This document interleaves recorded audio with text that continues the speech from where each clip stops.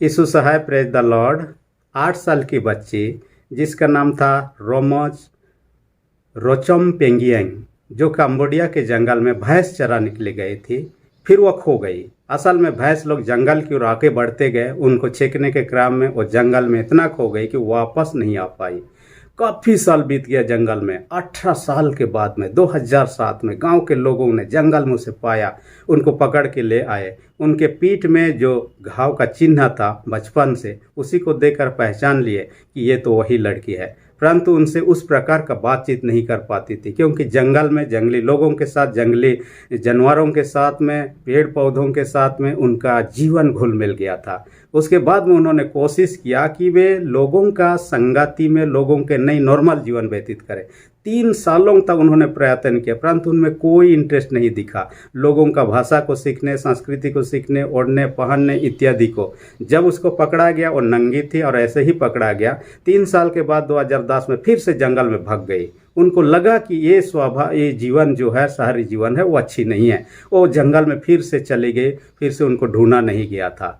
कहने का मतलब है, वो ऐसे जीवन को व्यतीत कर चुकी है, जो जीवन जंगल में है उस जीवन में उसको भाता है। नए जीवन में सुरक्षित है, लोगों के साथ में सुरक्षित हो सकते हैं, खाने पीने का कोई चिंता नहीं, पहनने ओढ़ने का कोई चिंता नहीं। परंतु वो जंगल में रहना, जहाँ छात्र नहीं है, जहाँ पर सुरक्षा नहीं है, जहाँ खाने पीने का कोई गारंटी नहीं, ऐसे जगह में उनको भाता, इसलिए वापस चली गई।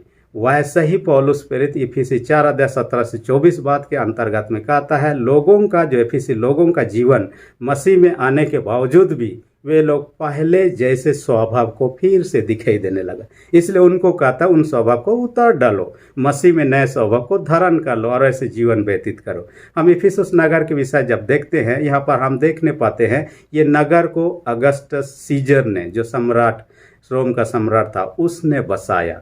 हम बीते दिनों में एक घटना के विषय में वर्णन किए, जो कि कोरिन्थ नगर के विषय में जूलियस सीजर ने बसाया था और वहाँ का शहर कैसे फूलने फलने लगा। वैसा ही इफिसुस शहर को अगस्टस सीजर ने बसाया और वहाँ पर बहुत सुंदर सुंदर ये चीज़ को बनाया। रोड सब बनाया, उन्होंने मैदान बनाया, उन्होंने जिम बनाया व्यायाम के लिए, उन्होंने थिएटर बनाया, उन्होंने लाइब्रेरी का बनाया, कई सारे चीज़। उसके साथ ही साथ एक विशेष चीज़ वहाँ फेमस था, वो तो है आर्तिमिस देवी का मंदिर। हम कहेंगे कि पुराना समय हम देखेंगे 7 अजूबा आश्चर्य में आर्तिमिस देवी का मंदिर भी एक आता था और इस तरह से वो बहुत ही फेमस हुआ करता था। विदेश से भी लोग वहाँ आया करते थे। हम जानते हैं यीशु की माता मरियम अंतिम समय यहीं इफिसुस में गुजारी और कहा जाता है कि उनको देखभाल करने वाला यूहन्ना उनके साथ में था। मृत्यु होने के बाद में वहीं पर उनको दफना दिया जाता। आज भी कब्र वहाँ पर पाया जाता है। इफिसुस शहर वर्तमान के हिसाब में तुर्की देश में है, जो कि एक विशेष शहर के नाम से जाना जाता है। तुर्की के लगभग 80 किलोमीटर दूर पर में वो बसा हुआ है और उसी के अंतर्गत में है।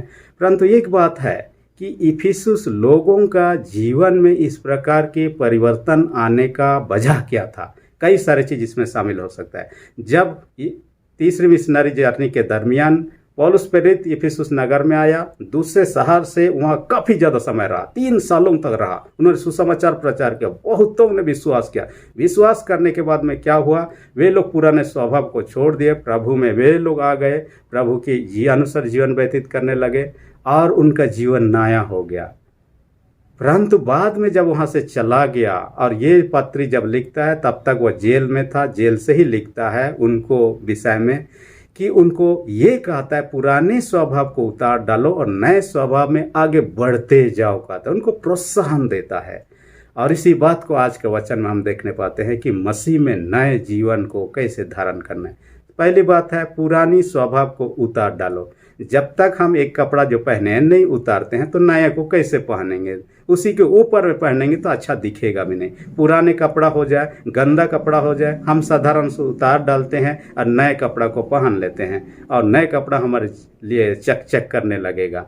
प्रभु यीशु पौलुस प्रेरित यही बात को कहना चाहता है कि आपका पुराना स्वभाव को ही उतार डालो और नए स्वभाव को यीशु मसीह के अनुसार है, उससे धारण कर लो। रोमी 13:14 में इसी बात को कहता है। प्रभु यीशु मसीह कहता है कि प्रभु को हम जब पहन लेते हैं तो पुराने अभिलाषाओं को पूरा करने का हम प्रयत्न नहीं करते हैं और यीशु को कैसे पहन सकते हैं? गलाती 3:27 में कहता है, बपतिस्मा लेने के दौरान हम यीशु को पहन चुके हैं, कहता है। इसलिए हम ऑलरेडी पहन चुके हैं, यीशु का स्वभाव को धारण कर चुके हैं, हमें सिर्फ उसके अनुसार चलना है। कई बार हमारे जीवन में दिखाई देता है, नई अवस्था के बाद में फिर से वापस आने लगते हैं। कई बार देखने लगते हैं पुराना के बाद नया आ जाने के बाद लोग अच्छी रीति से आगे बढ़ने लगते हैं। इसमें बाइबल में से 2 उदाहरण देखेंगे। पहला उदाहरण है पौलुस प्रेरित। देखिए पौलुस प्रेरित जब मसीह यीशु को जानता नहीं था, यीशु पर विश्वास नहीं करता, उनका जीवन कैसा था? लोगों को सताने वाला व्यक्ति था, खासकर मसीहियों को, यहाँ तक कि सर्टिफिकेट ले लिया था। और लोगों को सताने के लिए वो बहुत दूर दूर तक जाता था, और सताहट के लिए ही वो दमिश्क जा रहा था। रास्ते में प्रभु ने उसे दर्शन दिया, दर्शन के बाद में ही उसके जीवन में परिवर्तन आता है।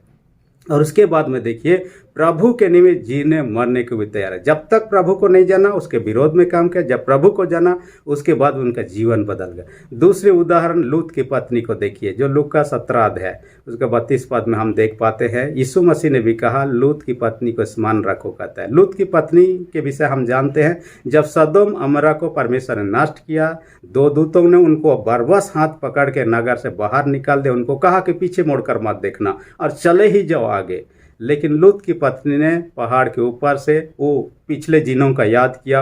ओह, मेरा धन संपत्ति मैं छोड़ के आई, अपने दोस्तों को छोड़ के, अपने पड़ोसियों को, जहाँ पर मैं खेलता, जहाँ पर हम खाते पीते मौज करते, सब कुछ उन चीज़ों को स्मरण किया, पुराने स्वभाव को।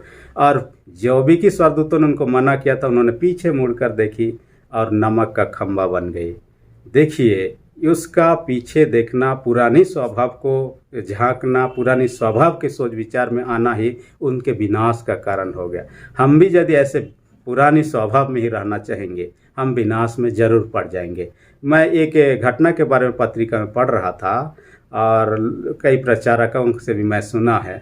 एक जगह जब बाढ़ आने वाला था, जैसे कि चेतावनी आजकल के दिन में दिया जाता है, बड़े से बड़ आंधी तूफान आने के पहले लोगों को अपने जगह से दूसरी जगह सुरक्षित जगह ले लिया जाता है, वैसे ही उनको भी ले लेने का प्रयत्न किया गया। ऐसे घड़ी में एक व्यक्ति अपना घर को छोड़ना नहीं चाहता था। सेना के गाड़ी आया, गाड़ी से लोगों को बैठा के लेने लगा। उन्होंने मना कर दिया, मैं अपने घर को नहीं छोड़ूंगा, प्रभु मुझे बचा लेगा। उसके बाद में धीरे धीरे पानी बढ़ने लगा और वहाँ जहाँ घर थे वहाँ पर पानी भरने लगा। तो सेना के लोग सोचने लगे चलो, वो तो उस समय नहीं सोचा, अब तो पानी भरने लगा, कम से कम वापस आ जाए। नौका पकड़ के वो लोग गए और उनको कहा कि आप तो आ जाओ कम से कम, क्योंकि पानी भरने लगा है। वो कहा कि मैं अपने घर को छोड़कर जाने वाला नहीं हूँ। वो अपने घर से इतना प्रीति रखता था और कहा कि प्रभु मुझे बचा ही लेगा। उसके बाद में जब पानी भरने लगा तो घर के छत के ऊपर में चढ़ गया और छत के ऊपर में रहा। जब पूरी छत डूबने वाला था, उस समय सेना के लोग हेलीकॉप्टर के माध्यम से आए, उनको बचाने का प्रयत्न किया। उनको कहा कि आप तो आ जाओ, इतना हद मत करो, परंतु उन्होंने हद ही कर दिया। उन्होंने कहा मैं नहीं जाऊंगा, परमेश्वर ही बचा लेगा मुझे। और ऐसा करके वो नहीं गया। उसके बाद में धीरे धीरे पानी घर को डुबा दिया, वो भी मर गया। ईश्वर से पूछता है, हे ईश्वर तूने मुझे क्यों नहीं बचाया? ईश्वर उससे कहता है गाड़ी भेजा, नौका भेजा, हेलीकॉप्टर भेजा, तब भी तुम नहीं अपने वो पुराना घर को, पुराना जीवन को ही प्रिय जाना, तो नष्ट होना ही था। कई बार हम उस पुराना स्वभाव में ही रहना चाहते हैं, पुराने जीवन को ही व्यतीत करना चाहते हैं और हम बदलना नहीं चाहते। ये हमारे विनाश। कई बार देखिए दोस्तों के साथ हम जब शराब पीते हैं, कोई यदि उस चीज़ का स्वभाव है, वो प्रभु आने के बाद बदल गया, तो उसके दोस्त लोग बोलने लगेंगे उसमें क्या जीवन रखा है, आइए एक बार तो कम से कम फिर से अपने साथ में मिलाने का प्रयत्न करते हैं। वो भोग विलास वाला जीवन कई बार उनके स्मरण आने लगता है, तो क्यों ना मैं वापस उसी में चले जाऊं। कई लोगों का जीवन जो प्रभु में आने के बाद फिर से उनका जीवन उसी बुरी स्थिति में आ गई, ऐसे उदाहरण हम पा सकते हैं। यहाँ पर इफिसुस में एक व्यक्ति था जिसका नाम देमेत्रियुस था, जो कि एक चांदी का व्यापारी था। और क्या करता था, चांदी का सिक्का में आर्तिमिस मंदिर का ये बनाया था, मूर्ति बनाया था, और उस मूर्ति को जो चांदी का सिक्का था उसको वह बेचता था। इससे बहुत ही लाभ उठाता था। जब पौलुस प्रेरित ने प्रचार किया, लोग मसीह को ग्रहण किए, धीरे धीरे उस मंदिर का महत्व कम होने लगा, तब उसका बिक्री भी कमती होने लगा, वो चांदी का सिक्का। तब देखने लगा ऐसे में तो मेरा बिजनेस ठप हो जाएगा। तब उन्होंने क्या किया, पौलुस के विरोध में, और उनके 2 सहयोगी थे, उनके विरोध में उन्होंने बलवा करने का कोशिश किया, उन्होंने हुड़दंग मचाने का कोशिश किया। जितना बिजनेसमैन थे सबको एकत्रित किया, ऐसा इस व्यक्ति रहेगा तो हमारा बिजनेस ठप हो जाएगा, हम कमा नहीं पाएंगे, हम तो रोड पे आ जाएंगे। इसलिए उन्होंने क्या किया, वहाँ पर हुड़दंग मचाया और पौलुस के 2 सहयोगियों को पकड़ भी लिया। लेकिन न्यायालय की ओर से कहा गया जिसी को आपत्ति हो आइए न्यायालय में अपना कोर्ट में विचार के लिए बातों को लाइए, यहाँ विचार क्यों न्यायालय क्यों रखा गया। उसके बाद में उनका न्याय किया जाता है। बाद में पता चलता है इन्होंने कुछ इस प्रकार की बातें गड़बड़ी नहीं की है। तो कुछ भी हो, परंतु एक बात है कि पुराने स्वभाव को कई लोग उतारना नहीं चाहता है, परंतु हम जानते हैं इससे विनाश है। दूसरी विशेष बात हम देखेंगे वो तो है नए जीवन को अपनाएं। कहता है कि हम पुराने को जब तक नहीं उतारते हैं नए को अपना ही नहीं सकते हैं। एक बात देखिए, एक गिलास में यदि गंदा पानी है, आपको लेना है दूध ही या आपको लेना है हनी या शहद ही लेना है, जब तक पहले वाला जो पानी भरा उसको डाल के नहीं खाली करते हैं उस बर्तन में कैसे अच्छा चीज़ों को हम ले सकते हैं। पहले उसको खाली करेंगे तब ना अच्छा चीज़ों को। वही चीज़ है, कहता है हम पहले क्या करें, अपने उन पुराने स्वभाव को खाली करें। अपने दिल में यदि बुरी बुरी चीज़ों से भरा हुआ है, ये रूम जो है आत्मा के लिए रहने का जगह है, ये मंदिर जो है, तो उनको निकाल फेंके ताकि प्रभु के लिए जगह हम बना सकें। निनवे नगर के लोगों के विषय देखिए, जब जोना ने वहाँ जाकर प्रचार किया, असल में निनवे नगर को परमेश्वर नाश करने वाला था। जब जोना ने प्रचार किया, बड़ों से लेकर छोटे, राजा से लेकर प्रजा, सब कोई पछतावा करने लगे और परमेश्वर ने अपने विचार को बदल दिया। उनको जो नष्ट करने का विचार था उन्होंने अपना विचार को ही बदल डाला और इस तरह से वहाँ के लोग बच जाते हैं। हम यदि किसी स्कूल में, कॉलेज में, कोई संस्था में एडमिशन लेते हैं, देखिएगा एक प्रकार का वहाँ का रूल होता है और हम जब तक एडमिशन नहीं किए हैं, उसमें दाखिला नहीं हुए, उस रूल के अनुसार फॉलो करने का कोई ज़रूरत नहीं। लेकिन एक बार यदि स्कूल में हम दाखिला ले लिए, कॉलेज में, हमें रूल को फॉलो करना है। हमें कितना बजे आना है प्रेयर के लिए, वहाँ कितना बजे से क्लासेस हैं, जब एग्ज़ाम के समय कितना बजे आना है, हम वहाँ मनमानी नहीं कर सकते हैं। यदि 10 बजे से एग्ज़ाम है, हम आए 4 बजे शाम को और बोलेंगे मुझे लिखने दिया जाए, मुझे पास किया जाए, ऐसा होने वाला नहीं है। यही चीज़ है, हम प्रभु के द्वारा विश्वास से जुड़ जाने के बाद में हम परमेश्वर के राज के संतान हो गए और परमेश्वर के राज में है तो परमेश्वर के नियमों को पालन करना है जो उसकी आज्ञा बाइबल में लिखी हुई है और उसकी इच्छा को जानना है, उसकी इच्छा अनुसार अपने जीवन को व्यतीत करना है। कईयों का जीवन को आप देखिएगा, पिछला जीवन जो था उनका नया जीवन बहुत ही बदलाव। मैं तो 2 साल नागालैंड में था और वहाँ के लोगों का इतिहास से हमें पता चलता है ये लोग हेड हंटर थे और ये लोग दूसरे जाति के लोगों का मुंडी साहब को कलम करते थे कई अवसर के लिए, हालांकि लड़ाई में करते थे। इसके अलावा भी अपने आप को योद्धा दिखाने के लिए कई बार खेती बाड़ी करने से पहले खून को बहाया जाता था ताकि उनका जो देवता जिसे मानते हैं वो खुश हो जाए और धन उपज बहुत ज़्यादा हो जाए। कई सारे कारण हुआ करता था, परंतु जैसे ही सुसमाचार उन्होंने सुना, प्रभु यीशु मसीह को उन्होंने ग्रहण किया, आज वहाँ का जीवन बदल गया। जो लोग उस समय में मुंडी साहब को काटे हैं उन लोगों में से कई लोग अभी भी जिंदा है, परंतु उनका जीवन वैसा नहीं है जैसा उस समय था। अभी तो पूरा परिवर्तित है। लोगों का जीवन को देखिएगा, ऐसा नहीं लगता है कि ये लोग सचमुच में उस प्रकार के हालत में थे। मैंने और एक देश के विषय में, आइसलैंड के विषय में सुना। दुनिया के सबसे शांति प्रिय देश में से आइसलैंड है, जहाँ 75 से 80% लोग मसीह हैं। वहाँ पर कोई सेना नहीं है, जो कि हर एक देश अपना सेना रखता है, जो कि स्थल सेना, वायु सेना, जल सेना इत्यादि को अपने देश के प्रोटेक्ट करें। वहाँ पर कोई सेना नहीं है। वहाँ पर पुलिस भी है लेकिन कोई गन पकड़ता नहीं, हथियार नहीं पकड़, क्योंकि वहाँ क्राइम होता नहीं है। वहाँ शांति प्रिय लोग ही रहते हैं। हालांकि उनके जीवन पहले से ऐसा नहीं था। प्रभु को अपनाने के बाद उनके जीवन में परिवर्तन आया और लगातार कई सालों से सबसे शांतिपूर्ण देश में से उन्होंने प्रमुख स्थान बनाए के रखा है। देखिए, प्रभु के आने के बाद में लोगों का जीवन में बदलाहट आता है। इसलिए पौलुस पर यह लिस्ट दिया है।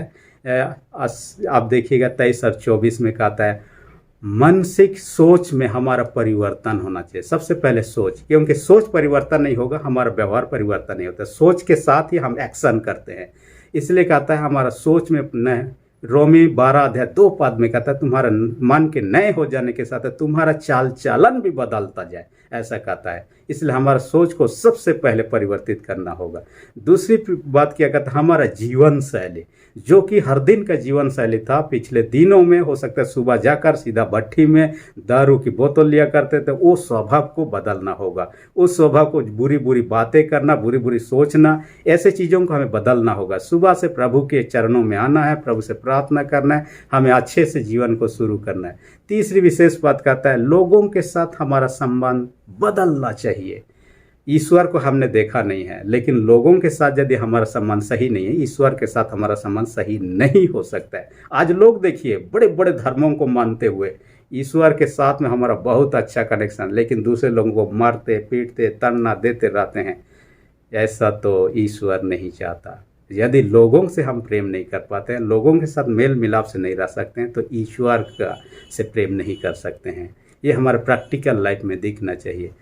चौथी विशेष बात करता है, अनैतिक जीवन जो है, जो कुछ भी अनैतिक जीवन है, अनैतिक संस्कृति था जो पुराना था, उसमें से चेंजेस आना। जैसे कि अभी विदेशी संस्कृति हमारे देश में आने के बाद में कई सारे चीज़ ऐसे ऐसे होने लगा है जो कि बड़े बड़े शहरों में हम देखने पाते हैं, जो कि हमारा कल्पना से परे है, जबकि वो हमारे देश का संस्कृति का हिस्सा नहीं है। हमारे दृष्टिकोण से ना ही वो अच्छा है। अच्छा है कि जो बुरा चीज़ है उनको त्याग दे, जो भलाई चीज़ है उनको हम अपना सकते हैं, लेकिन तो जो बुरा चीज़ है कभी भी हम नहीं अपना सकते। पांचवी बात जो कहता है, ईश्वर या प्रेम। मैंने सबसे तभी अभी बोला कि लोगों के साथ यदि प्रेम में नहीं रह सकते, ईश्वर से प्रेम नहीं कर सकते हैं, क्योंकि हमारा प्रेम, ये दोनों चीज़ें एक दूसरे से जुड़ा है। ईश्वर या प्रेम, मनुष्यों से प्रेम। इसलिए बार बार इस पत्र में कई जगह पर आगापे, जो ईश्वरीय प्रेम है, पौलुस प्रेरित दर्शाने का कोशिश किया। ये उनके जीवन में दिखाई देने लगता है। कई लोग अब भी प्रभु में बपतिस्मा ले चुके हैं बचपन से। कई लोग कई सालों से मसीह हैं, फिर भी प्रभु को सही रूप से जाना ही नहीं, प्रभु को सही रूप से पहचाना ही नहीं। प्रभु क्या चाहता है उसको आज भी नहीं मालूम है। इस कारण से हम अपने ढंग से जीवन व्यतीत करते हैं, सोचने लगते हैं मैं जैसा जीवन वही काफ़ी है, और ईश्वर इसी से, बाइबल कहते हैं मत्ती 7:21 में, जो हे प्रभु कहते हैं, उनमें से हर एक कोई स्वर्ग को नहीं जाएंगे, परंतु वही जो मेरे स्वर्गीय पिता की इच्छा पर चलता है। इसलिए कि हमारे जीवन में बदलाहट होना चाहिए। दूसरा कोरिन्थ 5:17 में कहता है, यदि कोई मसीह में है तो उनमें नई सृष्टि होना चाहिए, नई बातें दिखना चाहिए, पुरानी बातें बीत गई है, कहता है हमारे अंदर में।